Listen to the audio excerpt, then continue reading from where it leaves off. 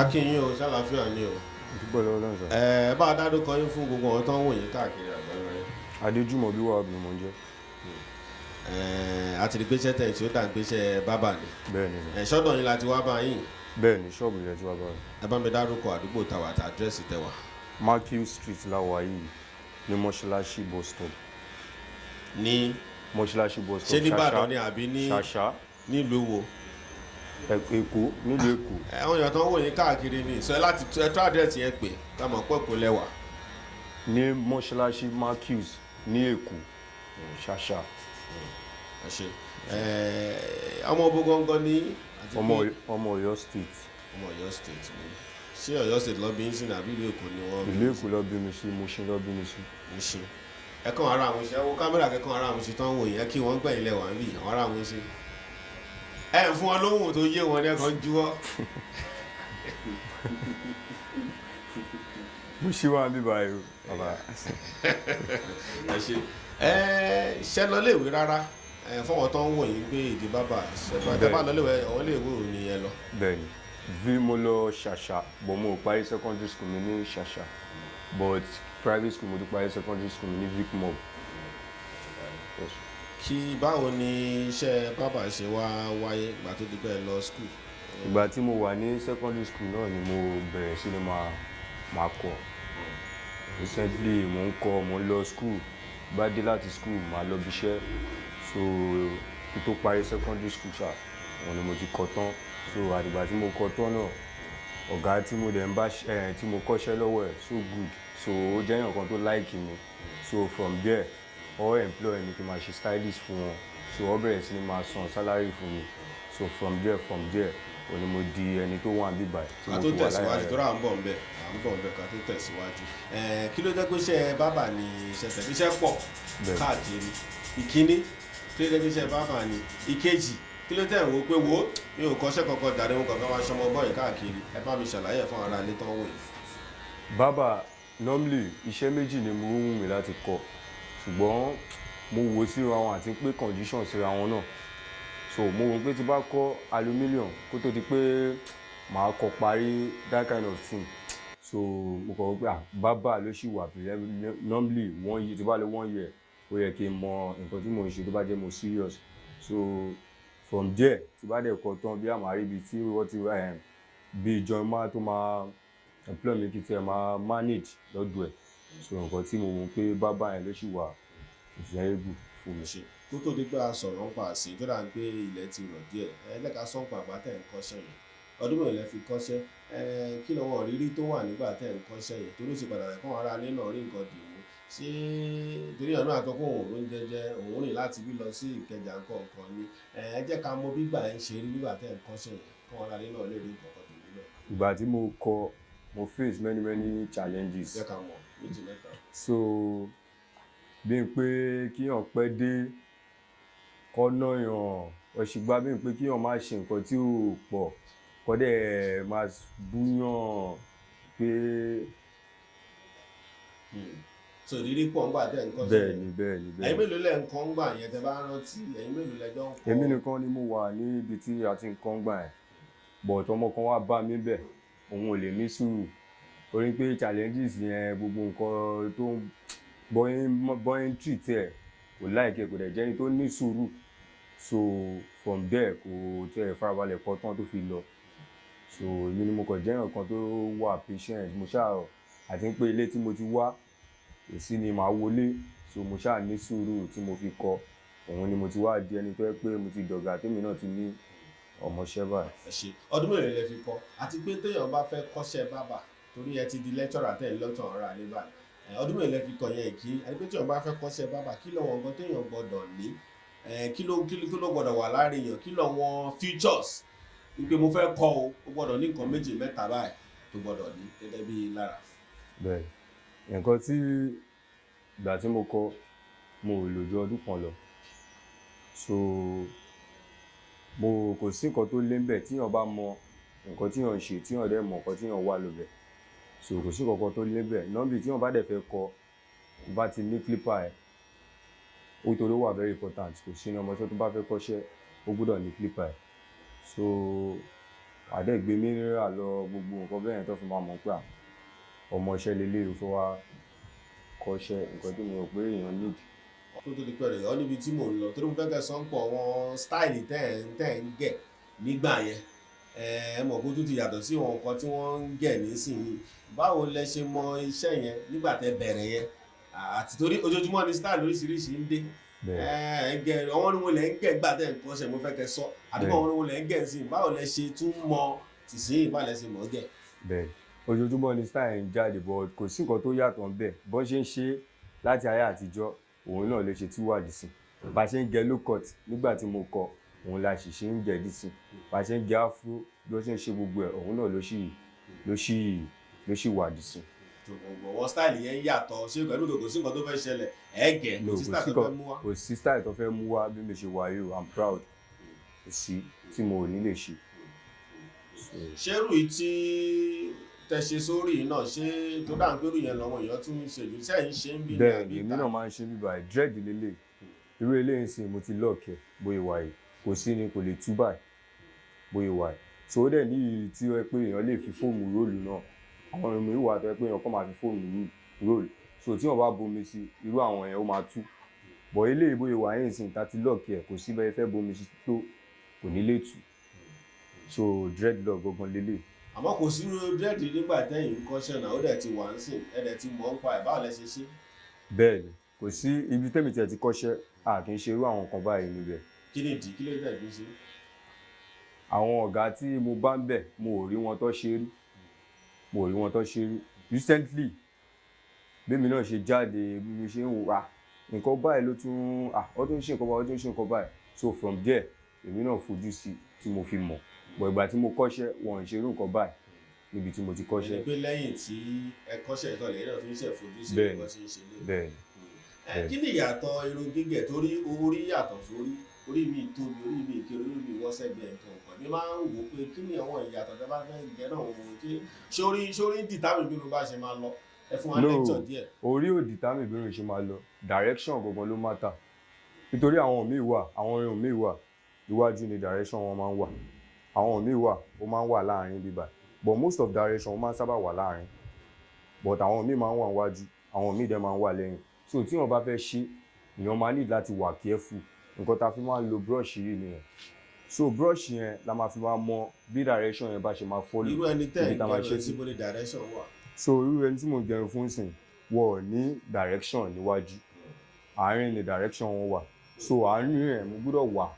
careful nítorí tí ì bá wà careful tí bá kọ̀ gẹ̀ ibẹ̀ yẹn máa yàtọ̀ sí àwọn yòókù so mo gbọ́dọ̀ wà careful mo gbọ́dọ̀ fi brush yẹn dára so màá lè mọ ibi tí direction yẹn force but àwọn báyìí direction wọn àárín gangan ló wà kò sí níwájú. ẹ ṣe alàgbà dúpẹ́ lọ́wọ́ yín bẹ́ẹ̀ ṣe wà báyìí ṣe oríṣiríṣi dárúkọ style méjì mẹ́ta mẹ́rin táwọn èèyàn máa ń sábà gẹ̀ nísìn ní àdúgbò yìí tẹ̀wá àmọ́ pé style kó oríṣiríṣi kí lọ́yọ̀ ń sábà máa ń gẹ̀ tó bá ti wá sọ́dọ̀ yín báyìí. style táwọn èèyàn máa ń sábà gẹ̀ but mostly tó common jù òun ni afro irú yìí tó wà lórí mi òun làwọn máa ń sábà gẹ̀ so ọ́ dẹ̀ ń gẹ̀ low cut náà Obama náà dẹ̀ wà layers náà dẹ̀ wà 3 step so ó depend style tí wọ́n bá fẹ́. èwo l'Obama yẹn tó náà ará Amẹ́ríkà náà wà máa ń pè wọ́n l'Obama. Obama ẹ̀ òun ló máa ń wà níwájú òun ni èyí tó máa ń wà níwájú òun ló máa dá wà níwájú báyìí tó máa pọ̀ níwájú so àwọn ẹ̀gbẹ́ yẹn ó máa wà level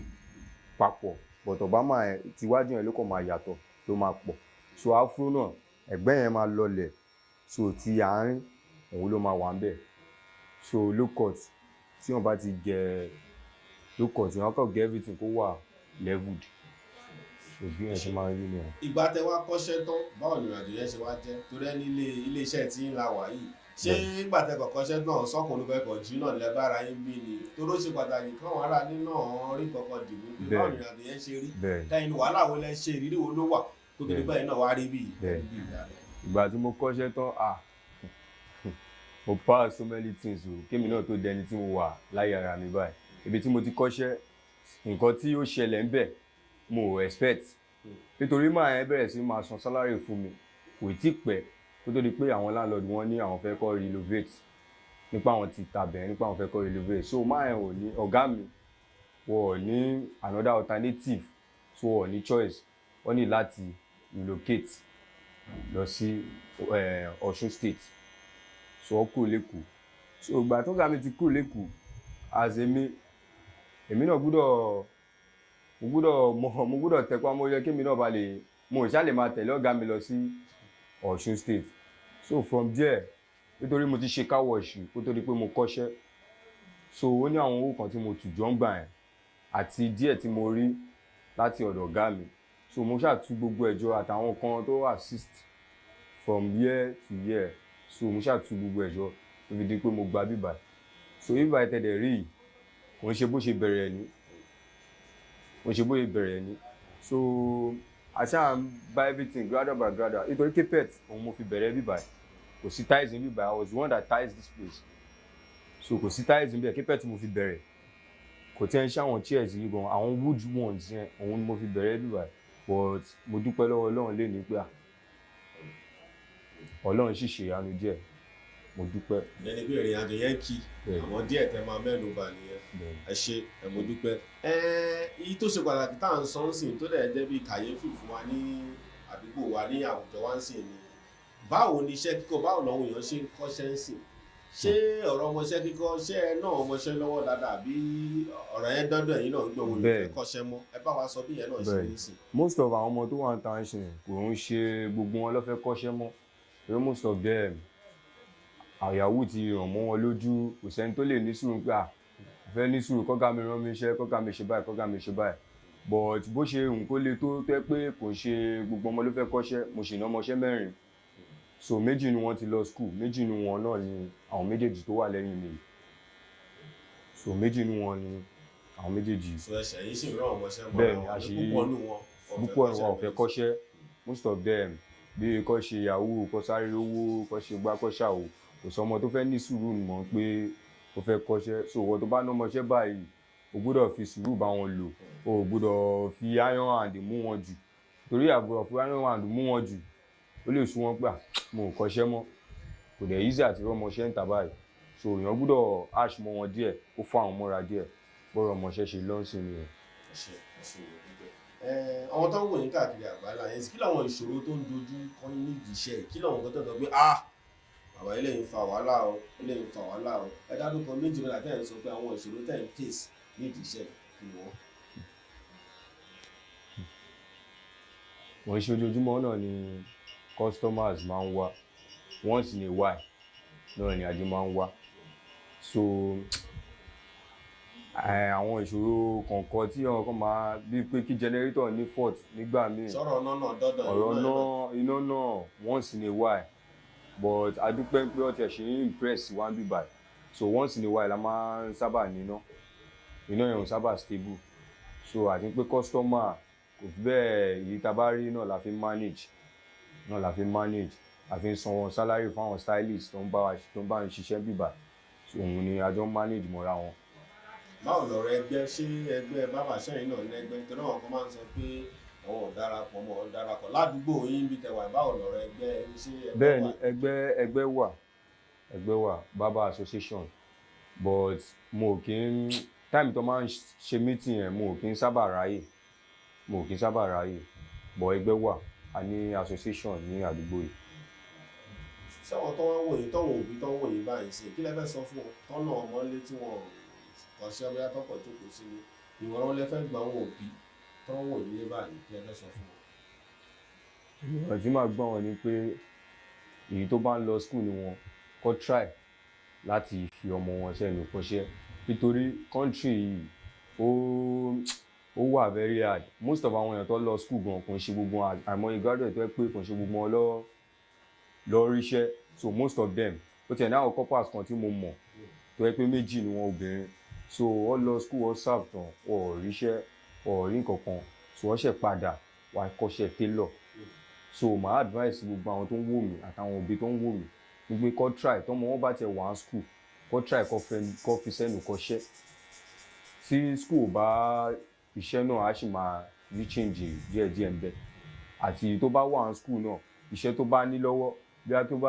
tí kò bá sí much lọ́wọ́ ẹ̀ tó bá ní change iṣẹ́ ọwọ́ ẹ̀ tó bá sì ṣe 1 or 2 things á sì rí nǹkan fi manage tó máa fi maintain, so màá advice àwọn òbí tó ń wò mí kó try kó fọmọ wọn sẹ́nu kọ́ṣẹ́ ìyẹn ò disturb school ó lè lọ school tó bá dé láti school